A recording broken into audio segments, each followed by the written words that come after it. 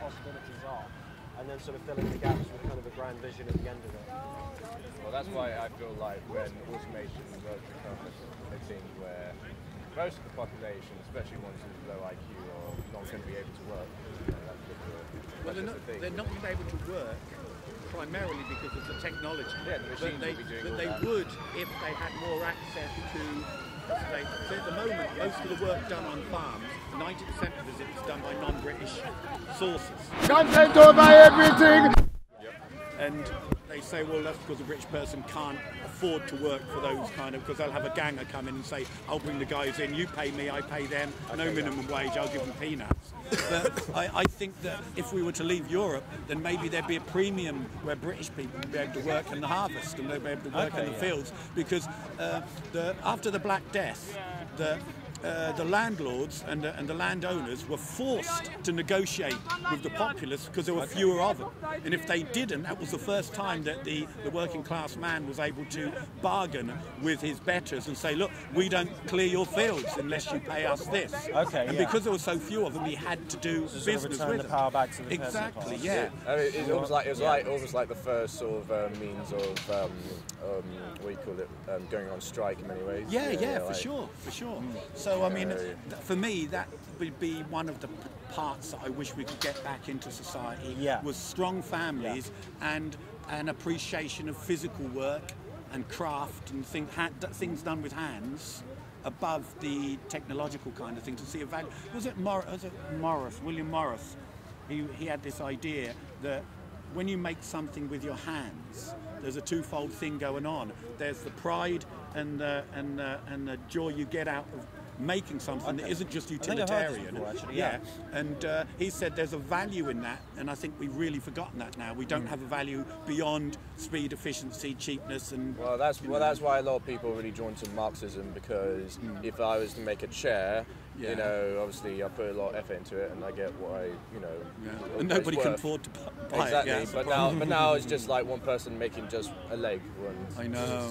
And it takes away all the meaning. Well, you know what, the Amish that we lived with, they were making furniture, they were making deck tables and things like that. They were shipping in wood from America that would last a lifetime, and they gave it a lifetime guarantee, and they spent even the screws, every single thing, and they made superb products, but nobody wanted them because most people wanted something from B&Q that lasts 2 years. They didn't think that maybe this thing will last us to our old age and maybe our children could have it, because now it's got so little value.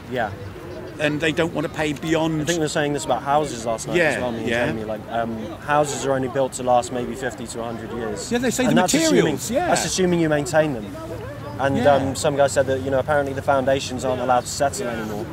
You know what's interesting? Because I used to be a bricklayer, and for a long time, and I looked at the materials we were using, and the cement and the brittleness of the bricks, and you see cracks are going up them, and the whole thing is jerry built, and the interior walls are just stud work. And you go to these old houses that were built in the Victorian ages, they were only built on foundations this deep. Right, they weren't really deep foundations, but the bricks they had moved. Because the bricks were made of clay and the cement was made out of lime mortar. The whole building had a movement. You never got cracks going up. But now it doesn't matter how deep they do build the foundations. Any movement, cracks are coming up. And wasn't there something last week about the materials they use, as you just said, only have a finite lifetime. They're not designed to last generations. Not at all, no. I mean, you see with the old stuff like concrete, you get a Hadrian's Wall. That's still standing. You see a lot of the really ancient ruins, they're still there. Like I remember when I was travelling out in Montenegro, I saw the walls of Kotor. These are fantastic, and I remember walking up the steps to see what was going on at the top. And UNESCO have tried to restore it. You can definitely see the difference, and you're just like, this is going to fracture and fall off. And with the improvements they've tried to make. You know, it's funny, in Ireland, they used to build these cottages, and they were just stone, and it wasn't cement, they were dry stone, and then they'd fill up the gaps with a little bit of kind of lime mortar, and then they'd lime wash the whole thing and make it like an eggshell. And they were built just essentially on the dirt, and the roof would have thatch, so there was no condensation or anything. But then in the 1930s, to try and improve the condition of the workers, they put concrete cladding on all these cottages, tile roofs. Now every single cottage is full of condensation and moisture and mould is springing out. The whole thing, people are getting ill living in them because they thought we're going to improve them by not letting any air out or air in, and making them watertight and those kind of things. You have to go and buy them and chip away at all of that stuff and make them breathe again. You know. What's interesting is like a lot of people thinking to combat the plastic waste that's going into the waters. Let's make them into bricks. Oh, the plastic waste into bricks. Yeah, it does actually work. But I was just last night we were speaking to this mate of ours, Dan, and he was a bit skeptical about that because plastic, if it's too hot, it's going to like melt. If it's too cold, it's going to crack, or you know. But I don't know. I mean, I think it's a good foundation to make makeshift towns very quickly, like wood, and it does last, like in a way that brick doesn't. You know. Yeah, there are all sorts of solutions coming out of the woodwork now. You've got like less toxic bricks made of hempcrete. So, and straw bale houses, and there's a whole load of things. But you really have to own the land. And in Britain, there's no land. It's very interesting. You fly over Ireland, and you'll see a house, bit of ground, house, bit of ground, house, bit of ground. You fly over Britain, you'll see ground, and a big mass urban thing. Maybe a few houses that are owned by very rich people. So there's no access to land. Do you think we're going to expand by building underground foundation cities? Going to underground and up, and I suppose it's logically the only way we can go. But I want to get out, as I said. I want to get back to a place that I don't know before everything really kicks off. Would you be in favour of reservations for ethnically British people in this country, like they do for Native Americans or like First Aboriginal Nation Australians? kind of.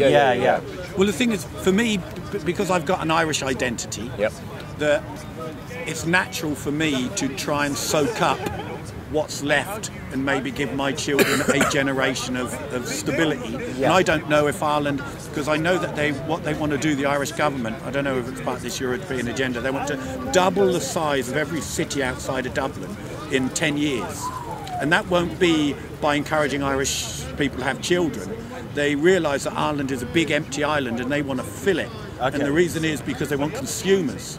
And it doesn't matter where the money comes, even if the state's supplying the money, as long as it can keep the building going, which essentially kept the Irish tiger economy going. So, what do you think motivates it more, the lefty Marxist rhetoric, or just for economic reasons? Well, there's a strange two bedfellows you never thought would get into bed together. I'm still trying to work out how they manage to feed off each other. I really don't. It's like the Marxist lefties. Well, it's the same in America. You know, the Democrats obviously want more immigrants so that the white America will become a minority, and kumbaya and all that stuff. And the Republicans want them in because it's cheap labour, and just. So there are always things that they agree on. So there's like a symbiotic relationship. Exactly. But even if they don't want to work together, it's got to give, doesn't it? Well, there was an interesting phenomenon in Russia, which I'm always interested in looking at Russia and just examining how they're preparing. I don't know, for whatever. But they have these things called kin domains, and they're essentially what it is. A group of people will buy a vast tract of land and they'll subdivide it into 3-hectare plots for families to buy, and the only proviso is you never sell them out of the family. So these become a permanent resource for the families, and the reason they decide on 3 hectares is because you can farm it without the use of heavy machinery. So I think that's a very, very good initiative. I mean, that's what I'm drawn to. Holland has made great progress in agriculture, like using those flying machines, drones, just fertilise the field and all that stuff. Okay, right. So what do you think? I mean, I've talked enough, but what do you see as first of all, I suppose, are we identifying problems here that need to be resolved? I think there are lots of problems. I don't think many people see the need to resolve them because it's like free fall and people are just going wherever. But to convince people that this is good for them, that's where the difficulty lies. Well, what's the interesting thing is if current trends continue as they are, what's going to be the outcome? That's exactly what you've got to ask, and you've got to ask: is that outcome desirable? How many people is it desirable for? What purpose does it serve for the next generation? Yeah. I mean, because it definitely seems like Generation Z is the most conservative generation since World War II. Yeah, you know? But not in Britain. It's funny how in Britain it seems to be, and in America, I think you say conservative. The young people are conservative. I think in Europe, in Western Europe, probably Eastern Europe, but in America and Britain, I don't know. Well, Maybe I'm wrong. it is, even if it doesn't seem like it. You got to keep in mind that just like how in the 60s the generation moved away from their conservative religious parents and more to their hippie lefty sort of mentality. They're all now Brexiteers, aren't they? If you look at how the generation, as they grow in responsibility, then they change from being progressive to conservative in proportion to the responsibility that they realise they appreciate that responsibility. So now the Generation Z has always been, you know, scolded at or bullied for not being lefty enough. There's such a miscommunication. And they feel like they're the counter generation now. Where would you see religion fitting in this? Because I'm a Christian.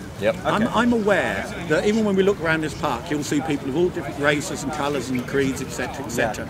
So to avoid identity politics, essentially being this gang tribal conflict that we all have because we're born into whatever we are, that for me I can see the benefits of a meta-narrative.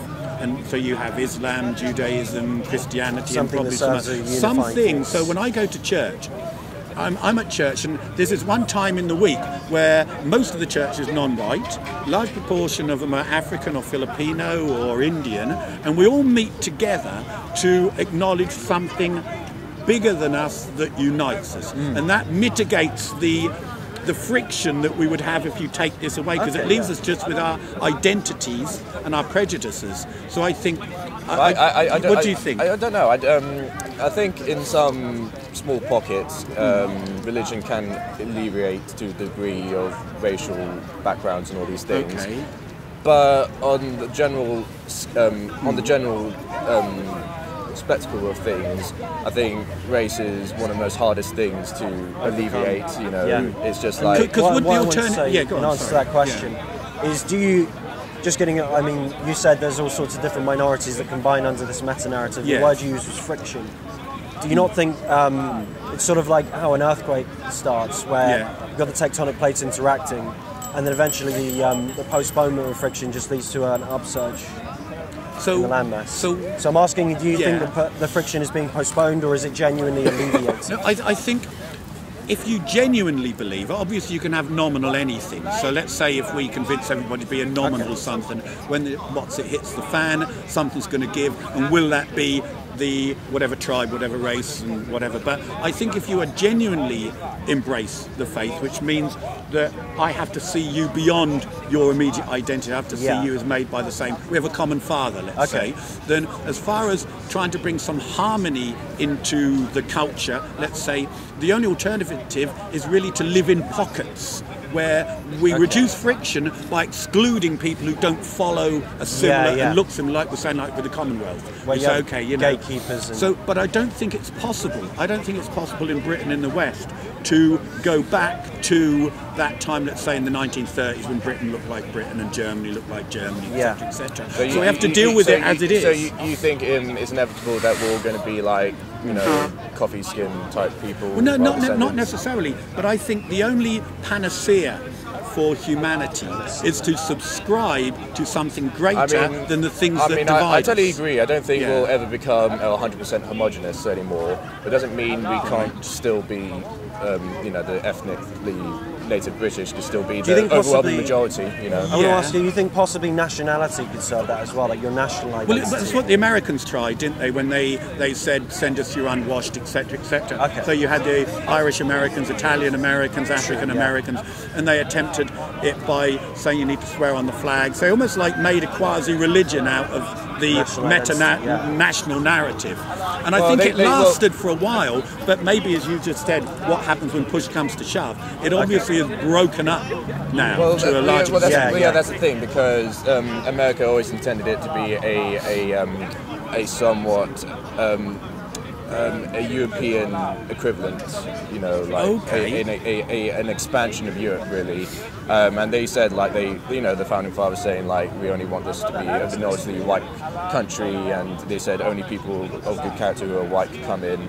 Oh, I believe that counted. That counted as Ashkenazi Jews. That's well, sometimes it was to serve their wars, though. I mean, you had and it did expand a bit. Like, they start, they weren't sure about the Irish, but then they let them. They weren't sure about the Italians, but then they let them. And then obviously it came to a point in the 60s where they completely abolished that, and then just say anyone who wants to be American can become American. And now the white population in America is only like 60%, and it's well, I suppose the question for me would be, let's say we're trying to we desire a far more utopian society than the dystopian society that we're currently living in. Yeah. And the thing I put on the table is that I see great value in the meta-narrative. Now, it could be communism, it could be national socialism, it could be religion, it could be this liberalism, which means actually multiculturalism. Nothing really matters, but at the end of the day, when push comes to shove, everybody's living in these cantonments, aren't they, in a balkanized way. So without bringing God, see, for me, I've been of the Abrahamic faith, I'm a Christian, without us promoting God as a unifying factor in society, so just like I mentioned in the church that I go to, at least when I'm leaving church, I say to this Ugandan guy who is friends with my daughter, his son comes and sits with us at Mass, Now, there's a bridge being built by the fact that we believe in something bigger than both of us. But outside of that, when all the pubs are shut down, all the clubs and pubs have been shut down, I think that's a huge thing that people haven't identified yet, that it's broken up this existential relationship human beings used to have. Do you know what I mean? Where members of the local community would be able to go to the pub, they'd see each other in the church, there'd be things, forums that they could meet in. And now all we have is like these live streams and things like that, and it's broken it up because they got rid of smoking. You know, I don't know. Oh yeah, I was sort of jesting a while ago because there are so many bus stops. All the countries to be the first to stop smoking pubs was Ireland. Yeah, like, I know. Not the Irish. I never thought that, but they seem to be they acquiesce on everything at the moment. Just flipping, it's a bit embarrassing. But I was going to say, there are so many bus stops around my area. I can walk to them within 2 minutes, and I just think that's absurd. So I was sort of jesting with the idea that we shut down half the bus stops, turn them into smoking shelters, and bring people out again. That's like maybe have someone selling a few cans of beer there. Maybe. Yeah, exactly. Yeah, like I say, it's one desirable outcome. Put a bit of perspex in there and a door, maybe to get in some seats. Maybe. Yeah.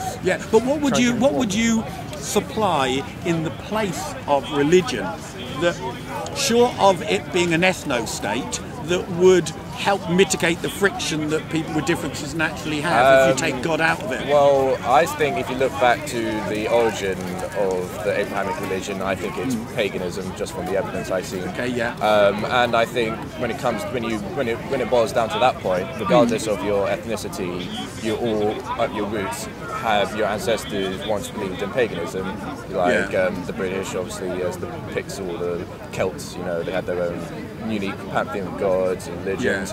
People, but it's interesting, people from Middle Eastern backgrounds, they used to believe in the pantheon of the Babylonian gods and whatnot. And I think when you all boil it down to us being on the same level, despite being from different climates or conditions, you know, if we all come to acknowledgement that we are all tribal in nature, we all believe in gods, not because that they're the loving God, but because they're brutal. I think they're almost they represent the elements. And exactly, they symbolise nature, and nature can be very wonderful at times, and very unforgiving at times. And there's always like a bargaining, saying like, you give us something in return. And good gods and bad gods. Exactly. And it's also initiatively, it's also the family unit, the spiritualism. There's meditating. There's preserving the nature and the earth. I think there's also another. Do you think we live in unique times, in as much that I don't think there has been a time in human history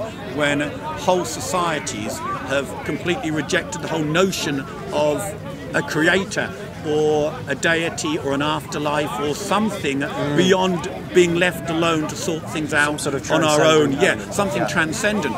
And I think since socialism and the Second World War, so you had two types of socialism. One produced communism, one produced Nazism. So they were both forms of socialism, atheistic socialism. And that seems to be now the current brand, which is then what's the word, masterised, like cancer spread into nihilism, which means we reject the whole notion beyond our own will, and we end up with things like, can you be born in the wrong body? Yeah. And the way I look at it, I think to myself, if we don't turn the rudder soon on this, it's going to be endless segmentation. Well, I think that most of, we call it the indigenous population, most of Western people who go through the school system will be increasingly insane.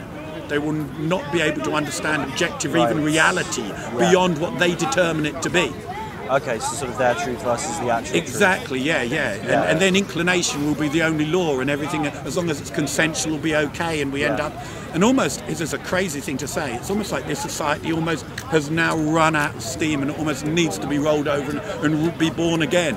It's likely, in a way. It is likely there's going to be a period of anarchy, I will say that. I'm interested, Anarchy, not necessarily without order, not necessarily without hierarchy, because I believe that I do believe that humans are inherently orderly and that we prefer order over complete chaos, but you're seeing with this yellow vest movement, people are trying to reject the entire establishment and the way of doing things because they've been ignored for so long. They feel their interests haven't been catered to. To come back to your initial question, it's... I liked it there, so we're not going to beg anymore, we're going to tell you. I like there was something there that I really liked. Because at the moment I think your question is a good one, because this is why I'm coming to speak, is to try and answer this question of, like with Make History Great Again, what is the unifying force behind it? And what is the transcendent element, perhaps, that needs to come with it? And I'm sort of... I'm uncertain as to what a direct answer to your question would be.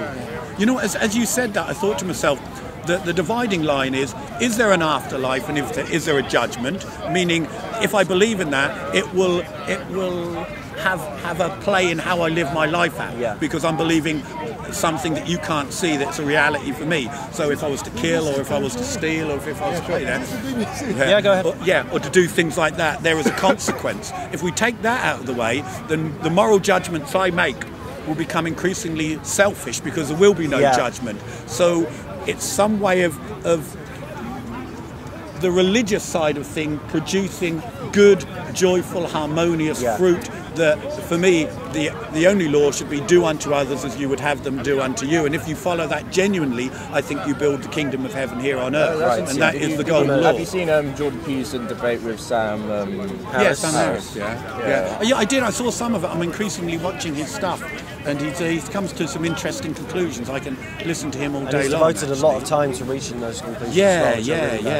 But I mean, me myself, I'm a voluntarist, so I'm sort of on the libertarian side of things. But I disagree with them because I do believe there's a moral imperative, even in the free market, to cater to your customers more than libertarians would say. They'd sort of accept that some vendors would always be bad and sell you faulty stuff, and then the ones that are really successful would be the ones that sell you the stuff that lasts, as we started this conversation. For sure, yeah. But no, I believe that there should be some sort of moral imperative towards. Perhaps it would come back to knitting communities together, because then there would be a stronger incentive for people to actually cater to each other's needs. Do you think? What you're seeing with corporations is they're not necessarily anymore trying to give you stuff that lasts. They're giving you smartphones which last. I mean, for me, example would be my iPhone 4 that had a longer battery life than my iPhone 5, which I got with me now. Okay, yeah. And it's a constant process of this. You're seeing as they're running out of ideas to innovate. They're just making everything more expensive for higher pixel cameras, which are increasingly useless, and they're not really giving you a lasting product. I think as you were speaking, Dan, more and more I'm beginning to appreciate the Amish kind of way of life, which essentially was about relationship and allowing there to be time in the day to develop the relationship. And I was thinking to myself, you could be in London. How many in Greater London? 10 million, 10 whatever. Could be the loneliest place on earth. and then you could be on an island with only 2 buildings, and you'll have companionship all day long. Yeah, yeah. And it's how, if you were to take a person from the city and put them in the countryside, they would actually say hello to the person who's walking towards them. Yeah, but you don't do it the more people are here. Exactly. So for me, but I definitely think because London has become such a melting pot, no one has a really sense of being, community. You know what? It's funny, in Ireland, when we first moved over there, say 15 years ago, everyone, if you were driving, you put your finger up. Everybody does that instinctively. People, even in a town, right, morning, they would look at each other's eyes, look in each other's eyes to acknowledge each other and say morning or afternoon or how are you. Just, these simple little things. But then, as Ireland became modernised, I could see this was happening less. People were talking less. People were more suspicious and more fearful because there were more and more strangers. And lots of them were British. And it was very difficult when I went over there, because I spoke in a British accent, that I kind of thought to myself, are they being racist against me? Because, they have this anti-English kind of thing. And I can't escape my accent, even though I've got Irish. That's interesting. Regardless if you look all different or not, it needs to be in moderation. As soon as you have huge amounts of waves of foreigners to a certain place, then they will all instead of integrating the culture, if they've been in one by one, they all get together and saying now we want to make a mini version of what we're comfortable with. I disagree. It's all about appearances though, because I had a very similar experience when I was out in Serbia. I remember it was freezing cold outside, and I just thought, I'm going to go into a pub to warm up for a little bit. And on your own? Yeah. Suspicious. Literally, just because I had a backpack and a sort of reddish beard, as soon as I walked in, everybody turned around at me. Okay. As though, who is this guy? Yeah. And I've sort of felt outgrouped by my own race. I was never expecting that, because everybody in there was white. But I got completely outgrouped, and it was only when, I got lucky and someone started talking to me. Who are you? Who is he? Yeah. And there's this unknown quantity, and nobody knows. Exactly. They can't contextualise you, and so they become. Their first response is to be suspicious. Yeah. I mean, it was remarkable to me, because I actually heard when I was in primary school. My teacher married a Pakistani man, and she said exactly the same phenomena happened when he first walked into their local pub and they got engaged. Sure. So it was a real wake up call, I think, to me. That, what do you think about this? I mean, this might be quasi-religious, because I'm a Catholic, and the use of contraception. I mean, in the 1960s, when the pill first came out, the Pope warned against the effects of objectifying relationships, infidelity, pornography, population going down, and the rise of homosexuality. And now we're looking in white Western society where a couple have under 1 child. Do you think that, as far as relationships go, we're kind of becoming like Chinese almost, where you don't have an extended family. Certainly like the Japanese, but... Japanese. What's interesting is there's similar things that are going on, mostly due to how wealthy we've become. Just like people they're more interested about having the latest car or whatever. So they and children are bosses. Reduce family size to increase the economic instead of it prosperity. being at least 5, they're just 1, 2 at max. But other things is also a fact in Japan when a typical male is rejected by a female, he might possibly be nude or a virgin for the rest of his life, because the culture is so instilled in them not to be rejected, otherwise that's a shame for you and blah blah blah. Here it's not that big of a problem. I think a lot of cultures have that idea of rejection, especially nowadays. I mean, you're supposed to, when you go into the workforce, you're supposed to apply for many jobs and expect about 9 out of 10 of them you're not going to get. And women are not interested in very versed to that. Yeah, they're not interested in the vast pool of males which don't really have big earning careers where they Could I ask both of you, are you interested in starting a family and having, when I say lots of kids, but being open to a large family? Is that something that interests you? Yes. Okay. Do you think many women are interested? Because I think men are still generally interested, but women control the supply and production of the next generation, because they can say, we're having one, and you won't be able to do anything What's about interesting is the girl I'm currently with now, she's 9 years older than me. I'm 25, she's 34. Well, her body clock would be saying, I want children with Exactly, so I think the older they get, they realise that the time's clicking, and obviously they want to make sure they have a lot of children by the time they get old, they've been taken care of. When they're in the teens and 20s, the first thing they care about is lots of sex and career, and you know, and they feel like, oh, I can wait having a children. I got time. I got time. The career woman is being increasingly encouraged, and I think that makes it a very steep incline for men, especially with the education system the way it is. Yes, and you know that is really true, because they say when a woman's young, she chooses, but as she gets older, she accepts things she would never have accepted when she was younger. Yeah, exactly. And the men are just doing the roundabouts with these women who are desperately lonely. Whilst men can still get into their 60s and have children, you know. Yeah, that's the thing about nature. I remember, I think Sargon was saying this. Like, you've got life is unfair for men when you're younger because women have higher social value. You know, they can get a bartender job at the drop of a hat. Yeah. Men can settle for a barback position if they're lucky. Sure. But then as you get older, men sort of, you know, what was it you said? Men age like wine, women age like milk. Yeah, they curdle and go a bit sour. Oh. Yeah. And no. I tell you what. Yeah, my God bless her, my mum. You know, she divorced my dad to become a social worker, and she's had a succession of relationships, and each one has been a complete disaster. And she's in a flat on her own, and the only company she got is the investment she had with her children, who still go and see her, and I love her very much. But she bought this 1960s, 70s idea that you'll find happiness outside of the restrictive family unit, and it ended up, like so many other women, the succession of relationships that were in the bin, still looking for this utopian man who satisfies their every need, and he's not out there. Utopian man, that's a new one. Yeah, the standards have become ridiculous. The standards have become absolutely He's got to be a strong, weak, mysterious man who will do what I want, but he'll also need to control me when I need to be controlled, and sensitive but able to assert himself. And now the benefits will do it, so I don't need him. Obviously, I'm married to the social security obviously system. That's interesting. Like, you always go on like, oh, men are very rapey, and yet there's this book called 50 Shades of Grey that is the most sold book ever, and you know, it shows. I don't think it's the most sold book ever. You've got the Bible and stuff, but it is really. It's more popular really? as well. Yeah, they sold more copies. And 2012, Oh, I don't know how to look it up, but it is a ridiculous amount that was sold, because it is like almost this subconscious need to be dominated. You know, the women. Yeah. Yes. You know, and liberated simultaneously. It's like bi gender. It's like, you know, you can be both simultaneously. It's funny enough. Like, you know, you thought like men would be watching the really rapey type porn. Sure. But it's actually by numbers. It's the women who are more keen on that. Do you think respect has a lot to do with it? I mean, men. I was talking to a group of men when we were living with the Amish, and they were saying that the men just want to be respected by their wives, and women don't respect men, maybe because they don't feel the need to have to respect more things in a man that are worthy of respect. But men, it's the opposite of respect. It's almost like they become derided. They become indifferent. No, there are differences between what respect means to a woman versus what respect means to a man. I can't remember who was saying this, but I think it's women deem respect as you have respect for my feelings and you try not to offend me. Men are like the opposite. It's like you need someone to tell you the truth straight as it is. Yeah, so you can a lot of women need validation a lot.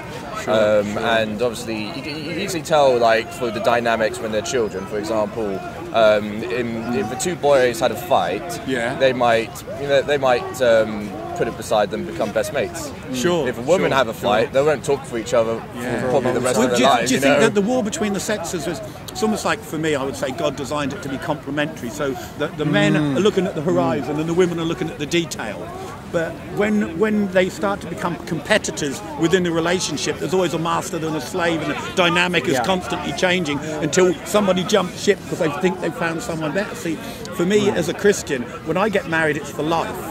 And when me and my wife have had really, really hard times, we got nowhere to go, and things resolve themselves. If you're a person of goodwill, married to a person of goodwill, and you both desire to reach an accommodation, if you give it enough time, it comes back. But if you don't have that covenantal aspect to a marriage, it's like, well, look, you're getting on my nerves, and there's a nice guy out there. I think, why would I want to stay with you? And marriage nowadays, you've got so many different ways out. I mean, I heard about prenuptial agreements, and I thought, oh, that's brilliant, I can get into one of those. Apparently you can nullify those nowadays. Can you really? Yeah. Okay, in the family courts, it's horrendous. Sure, I mean, it's really hard. I feel very lucky with who I'm with, because, you know, she's mature and she's gone through a lot of relationships, and, you know, and Usually, because it's not What's perfect. stopping you marrying her and having children then at the moment? Money. Right. And distance as well, isn't it?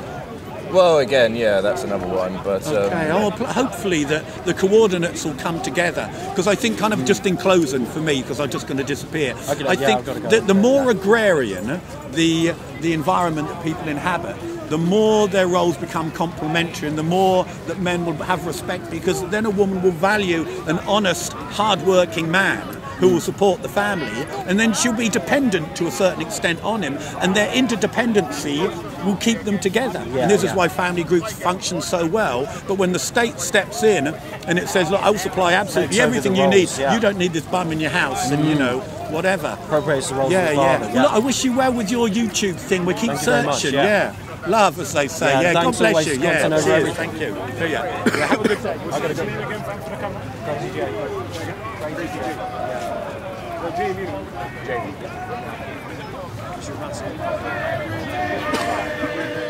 Content over everything.